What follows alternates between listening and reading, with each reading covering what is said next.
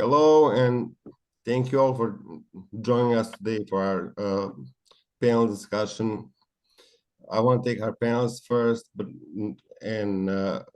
today our topic will be monitoring for developers. Some of the areas we'll be covering today is coming from our recent research that was the study covering monitoring in general. But today with us, we have three leaders of the companies and three thought leaders in this space. Companies that in DJ's research showed really well. Last year's report on top 20 vendors in IT performance, we had Mezmo and Sentry. We had Komodor as a top 20 vendor, emerging vendor. And you probably, if you did the same report again today, this year, Komodor will probably move up based on the progress that we made. So we have three gentlemen here, and I'll let them introduce themselves and talk about their companies in case of you're not familiar with them. So we'll start with brief introductions.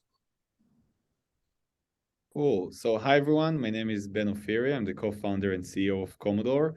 Komodor is a unified platform for developers to troubleshoot, operate, and optimize their Kubernetes applications.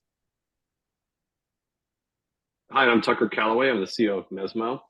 And Mezmo is a data pipeline that focuses on taking data engineering principles and applying them to the unique capabilities or the unique challenges of telemetry data and tailoring those workflows for the SRE.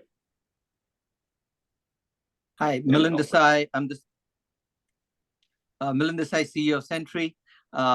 We help developers solve issues with their code, whether it's broken, slow, and do this in real time and help them solve in minutes.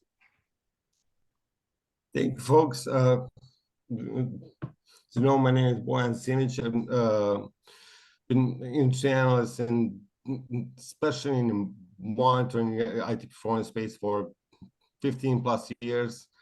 And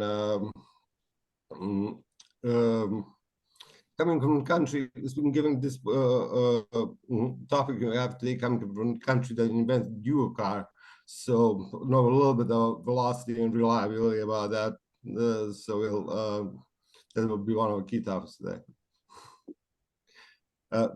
Let's start with this. We're having, economy-wise, we're having a year we're having, and the research shows some interesting things. People are not investing less in technology in general when it comes to the enterprise space. They are investing far less in different flavors of monitoring capabilities, and there's a study coming out next week that will get into that in more detail.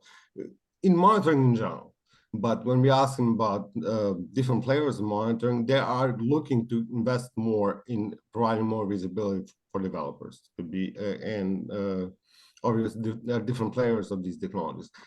What is your understanding of that? That monitoring in general is kind of becoming a dirty word, and monitoring for developers is actually kind of thing of the they are even budgets that are shrinking. They are looking to make cut of that to make investments. Yeah, I think that's a great question, and from what we see in the market, it's actually not that surprising. It actually aligns well with what we see from our customers. So if you think about it, most of the legacy monitoring tools, let's say, the monitoring tools that exist 10, 15 years ago, originally they were aimed for the IT guys, right? So they were helping the expert, right? The IT guys with infrastructure issues. And to be honest, most of them, if not all of them, are pretty outdated when it comes to really support day-to-day use cases and activities for cloud natives, modern architecture, and specifically for microservices and Kubernetes environments, right?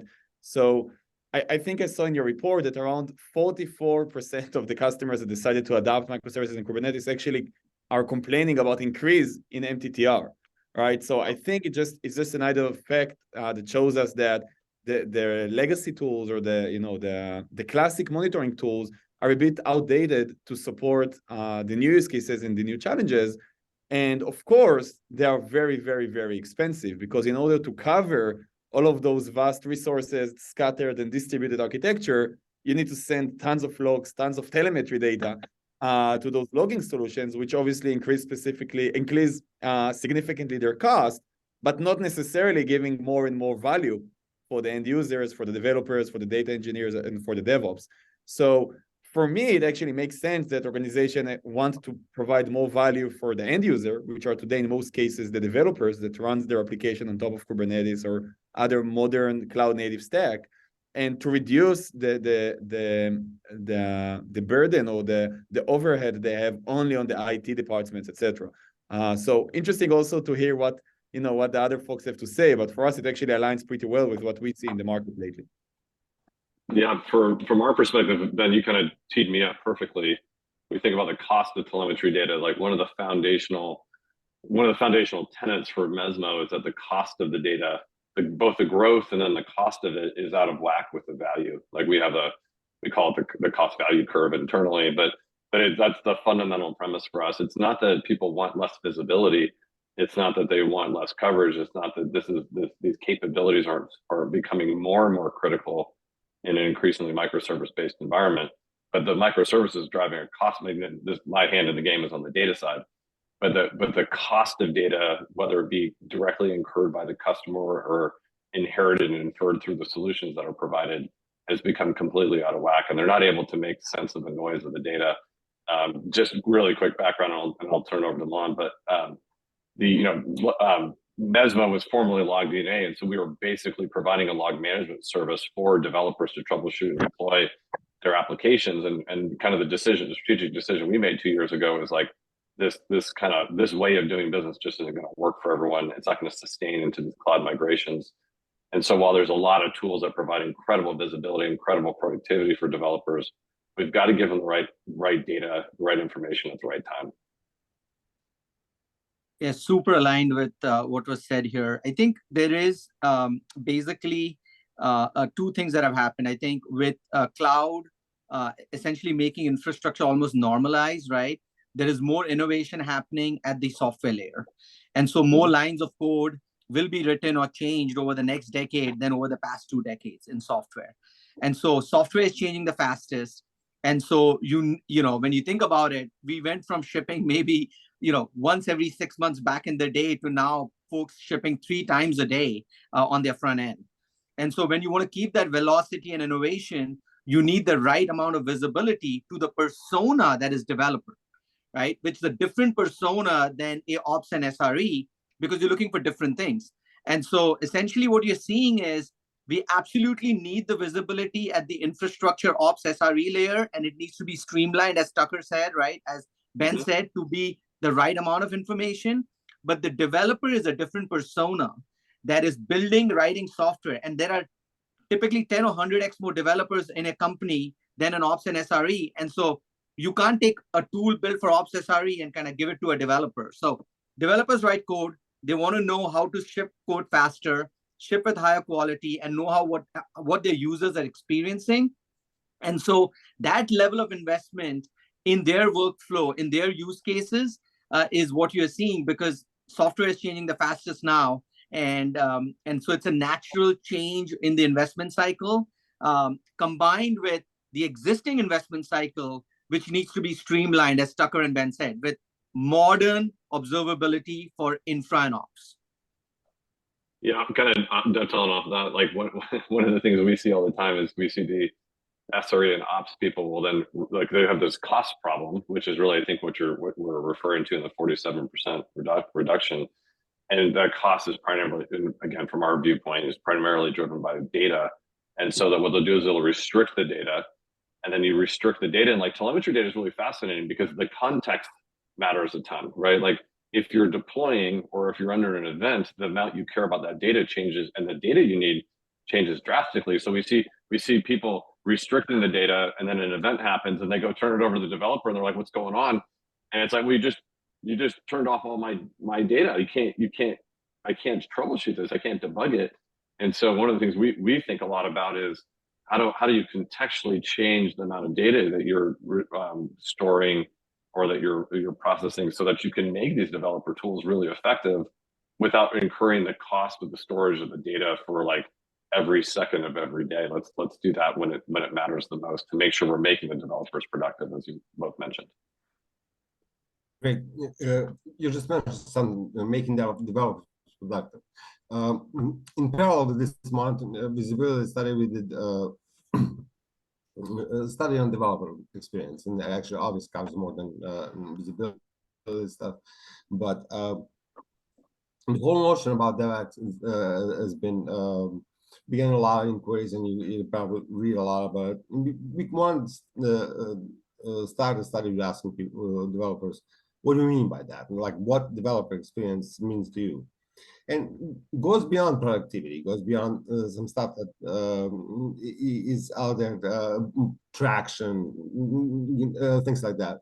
There are some things that are not surprising, but they would like to see more visibility, the impact that their work is making on business, and not just sticking to the code. But number one thing was sentiment towards tools and processes. And the other data point to go with that, which is from the visibility study, is that 61% organizations think that monitoring capabilities don't fit well with their workflows. So going back to tools and processes and how to really enable developers and provide better experience, productivity, and everything else involved. What are you seeing from your customers that the whole notion of being a better fit for their workflows, what does that really mean for them? Yeah, so I'll start because this is kind of what makes us different. And so when folks say how do you developers are not getting the value, that's because you've not built for the developer. We have 90,000 plus organizations using us day in, day out, and the primary persona is the developer. And so what does that mean?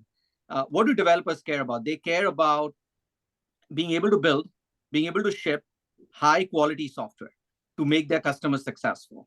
And so that's number one. What do the developers use? They are in their Git, they're in their IDE, in their CI pipelines. And so that's their workflow, right? They're not wanting to log into a tool and look at a dashboard necessarily. And so when we say, building for developers, can you give them the information they need to solve in minutes? Hey, here's a performance is slow. Okay, show me the trace, show me the function call that's slow. Boom, I can go solve it, right? Or, show me an error, and then everything down to the line of code, the code commit that caused it, everything is given to them contextualized as a alert to help them solve in minutes in their workflow. If they want to open or resolve it in a release, you can say resolve in X release, right? Or open a GitHub comment automatically, or open a Jira issue automatically. And so when we talk about building for developers, we've been doing that. And so you need to understand that who you're building for, the persona and their workflow, the day in the life of, and it is very different than building for a ops and SRE who is looking at system-wide kind of manifestations and kind of how is the whole system operating, scaling, and other things, right? One is, I'm shipping code. Is it broken? Is it delivering the experience?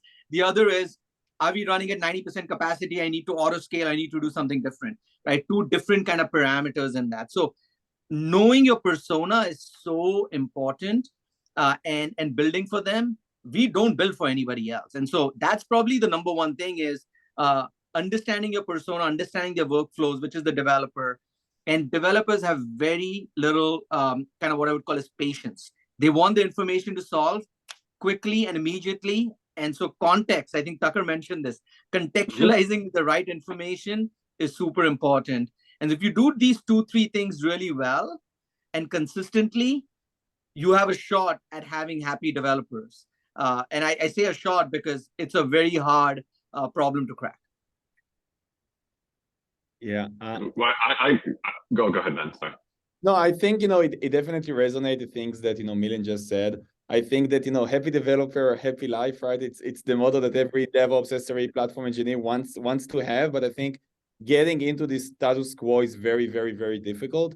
I think specifically with, adapting new cloud native technologies and in specifically microservices, when you do it as a company, you do it for a reason, right? Maybe one of the reasons is because it's trend and it's cool, but this is not the main reason, right? You do it because you actually want to allow more accountability and more ownership for the engineering, right? You want them to be responsible A to Z on their application, which definitely means to write the code, to ship the code, but also to handle all of the things that happen in the day too, right?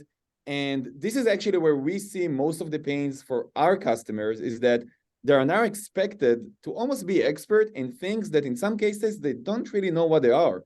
So think about the developers. He's doing a great job. He was hired because of his Go skills or JavaScript skills, but now his pod is doing restarts, or his node is being evicted, right? Or its Kubernetes cron job failed. And this guy doesn't even know maybe what's a Kubernetes cron job and why it failed, right?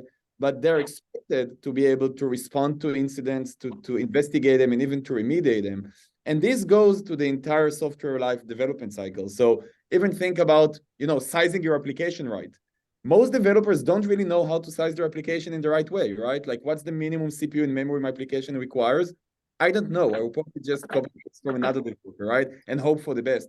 And what we see is those misconfigurations or mistreatment or the lack of expertise later on imposes higher MTTR, higher potential risks, more issues, and actually higher overhead in managing those applications over time. So what we believe is that the existing visibility tools not necessarily help the developers with what they really need to be equipped with in order to do and to thrive in their job. So what we do in Komodor actually try to empower those developers and data engineers, etc., with all of the right context, which is a term that is repeating right now in this panel, with all of the right context on their application, may it be software issue, but also infrastructure, Kubernetes, etc., related issues. Because when you own your application end to end, you own everything, right? So it's definitely something that we see is lacking in the current visibility tools. This context of application, Kubernetes, or a cloud native architecture and infrastructure all aligned together, so we can actually see, okay, I have an issue in one place. What might have caused it, right? A code change, a Kubernetes configuration change, or maybe some bad code in the bad line in the code, and then obviously I need to debug it with tracing and so on and so on. So we definitely see the lacking of this single source of truth of really all of the things that can impose challenges and risk in your application for most of the developers. Yeah, our hand in that game again is or how I see that this part of the world that I focus on again is not when we think about managing the data layer, we think about helping cost and helping visibility, but not through our tool, right? We're not trying to capture everyone's eyeballs. We're trying to give everyone the right information, which because you if you're a developer, you consume this through Sentry. The data should be available to you in Sentry and to that place that you consume that is native to you, that works the way you expect it to. And so, as I mentioned earlier, when we think about the SRE persona, the SRE has got a role in supplying the right data in the right context to the right tools for the developers to consume. And so we don't think about how many people are putting eyeballs on our system. We think about how many people are getting value out of the data in our system, acknowledging that if you're talking about a developer, that's going to be through a developer tool. If you're talking about a data engineer, it's going to be through a data tool. Like whatever that role is, everyone needs the data. But we do, as we ask more and more out of developers, we have to give them more and more information. But we can't ask them to consume more and more tools. We've got to ask them we have to present this information to them in the context that they work, in the workflow that they work. So it's natural and it's kind of like just second nature for them to consume the information, respond to it, and act on it in a very seamless way. There's some really interesting points that were brought up, but we mentioned the term context several times. And I think it deserves maybe a little more time because it is not new. In our research going back to 2016, 2017, we were finding that there's a zero correlation between the amount of data is being collected and performance improvements. And people are talking about the context is king, and that's the whole game is creating actionable insights. And those things kind of turn into marketing terms in the meantime, because they do sound like something that you need, but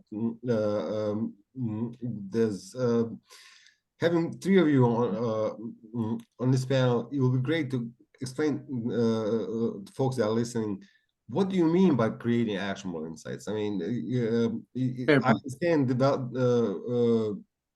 it depends on the job role and what you're trying to do. But when you talk about context, can you add a little more depth to it? Yeah, I'll start. I'll give you some examples, right? So when you're dealing with large engineering teams, as an example, when an issue happens, typically you will get your little pager, beep or an alert. And what's the biggest problem you're trying to figure out? Where is the problem and who do I assign it to, right? So that's one context, right? And so one of the things when we talk about us serving developers or working with the SREs, because it's not we just work with the developers. So the SREs are enabling Sentry. So one of the things we've seen at very large organizations is SREs enable Sentry and use the code owner's file in Git to automatically assign the issues based on where the outage is, which a human was typically involved in, triaging, right? And that would take 15, 20, 30 minutes to triage. Instead, now it goes to the right team that owns that microservice or that module using code owners, right? And the SRE did not have to go and kind of manually triage it or drive that. That's kind of one element of context. Now, when the issue itself shows up, you have all the information, all the environment variables, all the steps that it took, the line of code, the code committer. That is context when I talk about the area we serve, which is code and monitoring, and serving it to that persona, which is developers, where everything you need to solve is right there. Down to the line of code, you can click it, you can see the Git commit, who committed it, what happened, and roll it back. So that's what we mean by context. Context from a triaging down to the actual issue. And the beauty of context, by the way, is we've got customers right now who are rolling back releases automatically based on some of the data we share, right? Like they roll out a release, especially on mobile, and they say these many crash-free sessions or crash-free users, oh, it's greater than 1%. Roll the release back. There is no alert or anything. They just roll it back. The team investigates it offline during normal work hours. So there's not like waking up people in the middle of the night, right? You can actually ship on Friday as a result of this, and they work on it. So I think context can be served in many different places. I gave you kind of triaging. I gave you the actual issue and resolving it. And then I talked about things like automatic rollback and things that allow you to make it automated and actionable in that manner. So those are examples that we serve developers on. I will let the rest of the panel kind of walk through that same question. Yeah, for me, like you really hit on that kind of automation is super important. Again, from the data angle, all this data doesn't need to be collected until it does. And then it really needs to be collected, right? So like you can imagine Sentry recognizes that it's not working. You might be, as an SRE, you might be sampling the data because you don't want to have the cost of storing all this data, and no one's going to ever consume it anyways. But the minute you see that rollback, you have to look back on a buffer of a couple hours, and you want to reprocess all that data, make sure it gets to the right location, change the sampling rate going forward. You know what I'm saying? So like you said, like the context is, hey, this data doesn't matter. And then it's like, oh my gosh, it matters more than anything in the world all of a sudden, right? And so like you want to incur the cost for it. And so you can, again, look back, reprocess, change that in a dynamic way so that when you get into Sentry, you got everything you ever needed and ever wanted from a developer context, not just from the data being generated, but from all the other things that Sentry would put around it. So big supporter of everything Lon just said. Yeah. I definitely agree with what you just said. Like this is exactly like also what we see in the market. And just to connect with that, because we're talking about dev first, right? One of the things we're seeing, because most of the pain points, in our domain are around developers lacking the right tools, expertise, and experience to do things that maybe the DevOps or the SRE could do in 2 a.m. But as you mentioned earlier, there are always outnumbers 1 to 10, 1 to 20, right? Mm-hmm. So obviously, there are some things that even might be trivial for people who spent 20 years, in Linux and then containers and now Kubernetes, but are very complex and cumbersome for the day-to-day engineer, right? Like myself, I spent some of my time at Google. I was a software engineer. I was definitely not a Kubernetes expert. And what we see is that there are actually like 3 different parts when it comes to like triaging and troubleshooting an issue, like Milin mentioned earlier. The first thing is which questions I should ask, right? I don't even know which steps or which question I should ask. Like maybe did something change? It's something interesting to check. Maybe there are other pods that are having similar issues at the same time. It's something interesting. So those people sometimes even lacking the fundamentals of like which questions to ask first in order to triage and to troubleshoot the issue. Then going step deeper is, okay, I have a set of questions. How do I get the answers, right? And the cognitive load that those developers currently are suffering from is enormous. So Tucker is talking about the cost of storing this load and computing it. But think about the developer that now needs to juggle mental load, hundreds of charts. I don't want to name specific tools, but just imagine bouncing around between 6 different dashboards. Each one of them is full with raw data, and I'm not even sure what I'm looking for, right? So like, even if you have the questions, how do I find the answers, right? And assuming some oracle gave you the answers, what do I do next, right? Do I do a rollback? Do I, change the configuration by myself? So what we do how our approach is when it comes to actionable insights is, in an ideal world, for every issue in Kubernetes or in cloud native system, we can help them to map from the issue, from the symptom, the list of questions they need to ask themselves to hopefully automate the answers for those questions, and using this data to suggest them how to remediate or how to progress to the next steps in order to solve the issue. Now, obviously, it's hard, and obviously there is no like one silver bullet to do that, but at least this is our approach when it comes to guided investigation or actionable insights to help our users to mitigate this huge pain and overhead they are suffering every time they have an issue. You mentioned something really interesting. Yeah, the term silver bullet. So somebody can be watching this panel next week when it goes live, and look at what you guys are saying in your companies, and be thinking like, which one do I need? In this case, especially if you use manage microservices in Kubernetes, the answer is, well, all of them. They're doing different things. They're supporting developers in different ways. When you talk to your customers, like, how do you go around saying, oh, well, we already have this. We have leftovers of APM solutions. They have code level visibility. We're good. In Tucker's case, it's like, as a debate, do we need how much data we need to collect? Finding a ratio between cost and visibility. The whole notion about what observability really is, and is log management analysis, is it 3 pillars, is it something like completely different? How much confusion do you see talking to your customers and say, what the heck do I need you? I have 5-10 tools. Exactly. No, you nailed it. I think the simplest way I would tell you is there will always be vendors who will try to be the single, whether you call it pane or pane of glass, right? And you can say, hey, will they be successful? Will they not be successful? I'm not going to get in that business. Security is a perfect example where everybody's thought about having this unified security vision and one company doing it all. And you've noticed that there are domains of expertise in that. And so the way I kind of see this play out, and we are starting to see this more and more, is there are 3 elements that come in. One is the primary element is, how do I manage my infrastructure systems, services, right? Including CDNs and everything else. And do I have a common understanding of uptime and reliability around that?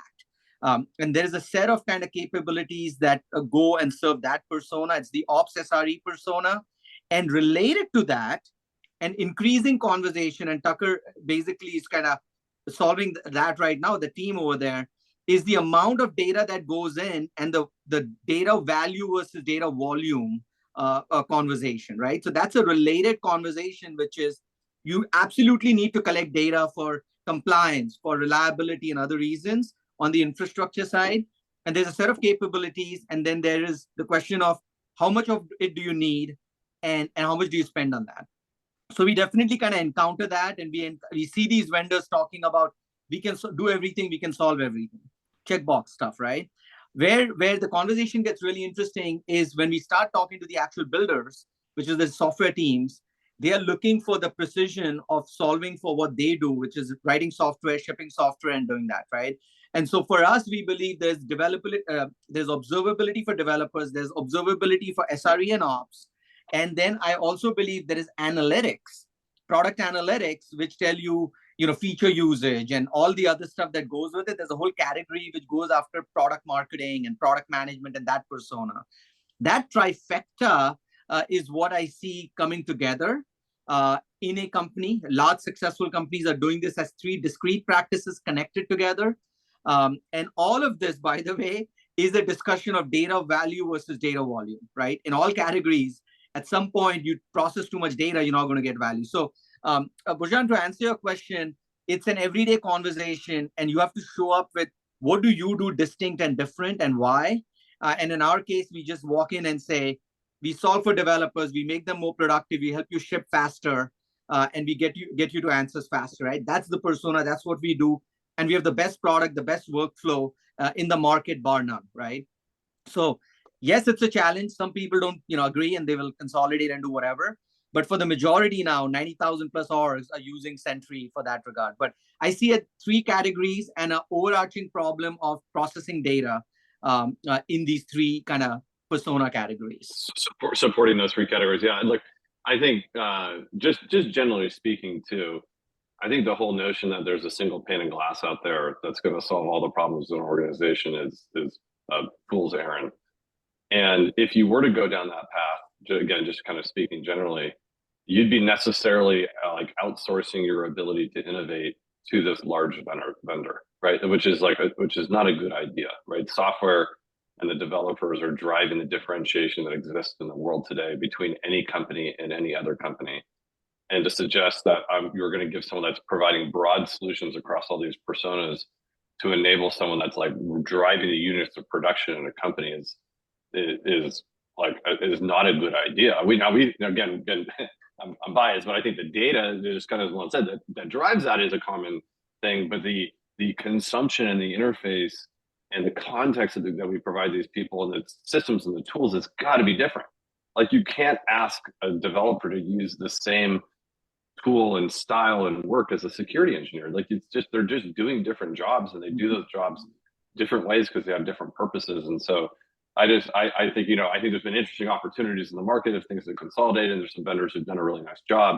But ultimately, as we look forward and people normalize into cloud architectures and they normalize into developers being units of differentiation, that cannot continue to sustain, and we will see people drive to purpose-built solutions. And again, our bet is that it's based on common data models. But yeah, I definitely agree, and I want to offer another challenge that we have as companies that are selling to technical people, to developers, SRE, devs, and so on. Besides the competitive landscape out there with APMs and monitoring tools, etc., developers can also build some of the things by themselves, right? They have this hobby of writing code and writing software, right? So it's another challenge of maybe I can write it, maybe I can use some open source tools, right? Maybe I can have 80% of the value by myself.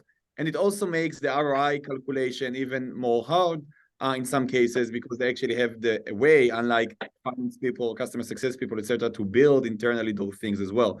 What we see, at least that works for us, is that all of our customers have in place sometimes multiple monitoring and observability, right? Sometimes double digit of multiple monitoring tools already in place. And when we ask them, who is using them? So it's like the SREs and DevOps and the IT guys. And I'm asking, okay, but if a developer have an issue, what they're doing? And sometimes they just say, oh, they just open a ticket to us.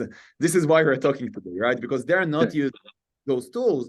And I think, it actually corresponds and correlates pretty nicely with what we discussed earlier. Those tools are so heavy, cumbersome, and complex, and were meant for the IT guys originally, that the developers sometimes just find it easier to open a ticket and wait for someone to solve it, instead of dwelling and using multiple tools, correlating information from multiple sources, and so on.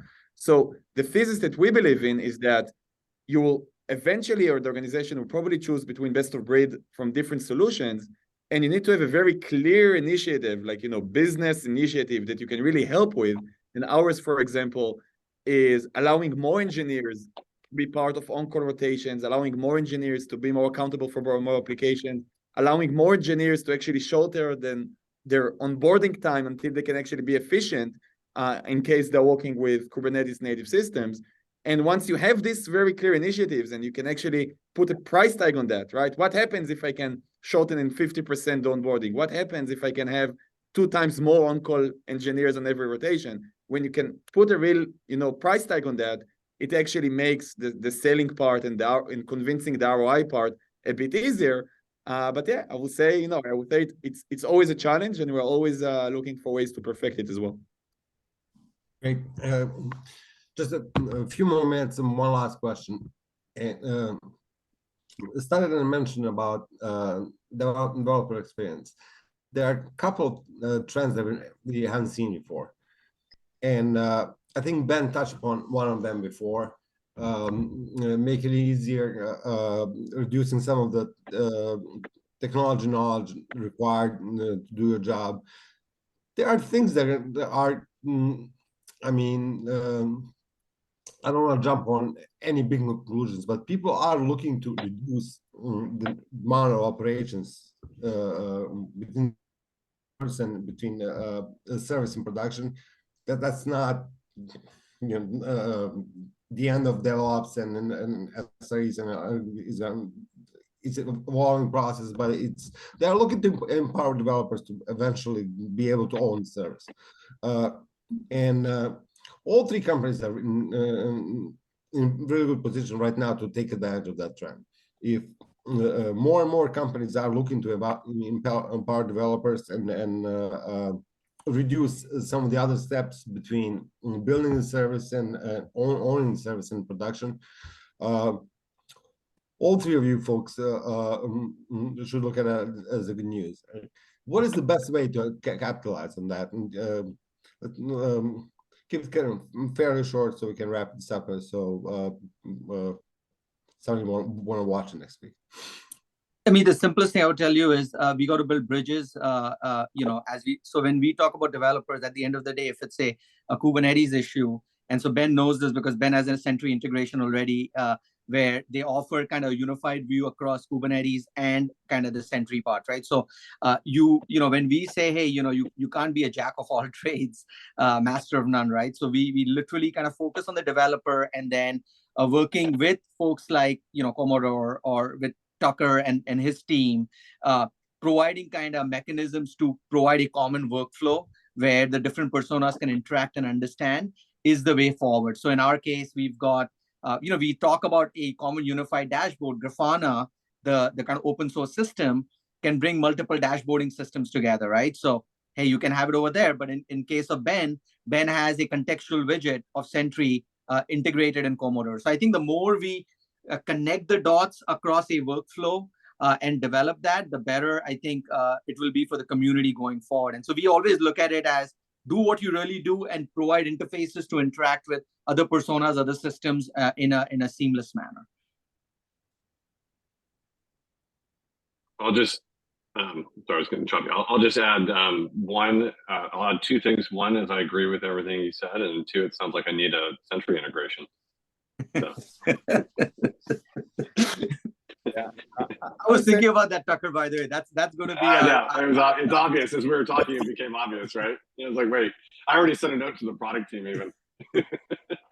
Yeah, I think that's a great observation. Like, we are actually taking, the empowering developers and actually bridging between the ops and developers as almost the top priority for us as a company in the next couple of years. So, what we found is that there are so not enough companies that actually have shared language between the application developers and, the ops or the platform engineers, right? And the entire purpose of adopting DevOps methodologies is actually to have those shared tools, shared processes, shared language between the different teams, under the assumption that this is in the end what will increase the velocity and will make the organization to move faster. But in the end of the day, we actually see most organizations, even after they adopted Kubernetes, running in a very, very, very old-fashioned way where the application developers are writing code, but they still rely on the ops team to do all of the day two operations, right? So what we try to do in Komodor in order to mitigate that is to actually help them to have shared tools, shared processes, shared terminology around their application, right? So if I'm a developer, I don't really care about daemon set or load balancer. I think in terms of applications, right? Or services or modules. So what we do we combine, the two concept of, applications, but behind the scene, we auto scrape all of the Kubernetes juicy parts to give them one single view so the developers can see and use, but also the ops people. So once they have an issue, in most cases, maybe the developers can be now efficient and independent and do it by themselves. But if not, and they do need, the ops team to escalate or to help them with, they can actually use the same kind of tool, the same processes in order to collaborate, in order to fix the issue, and hopefully to prevent reoccurrences of similar issues in the future. And I think this is something that is really missing, like creating this link or this bridge between, the developers and the ops in the same tool, in the same process, in, the same even mindset that sometimes just, unfortunately have like a really parallel processes, parallel organizations, and parallel tools. And I think this is one of the problems that, most organizations are now facing. Great. Great. I want to thank you all for your time. I really enjoyed chatting with you and listening to your insights. And again, your time and value added is much appreciated. Looking forward to keep working with you and your companies, and really appreciate your time to create this. Thank you for having us. Yeah, Great. thanks everyone. Good talk. Thank you so Talk much, to you guys. soon. Okay, bye-bye. Bye. Thanks. Bye.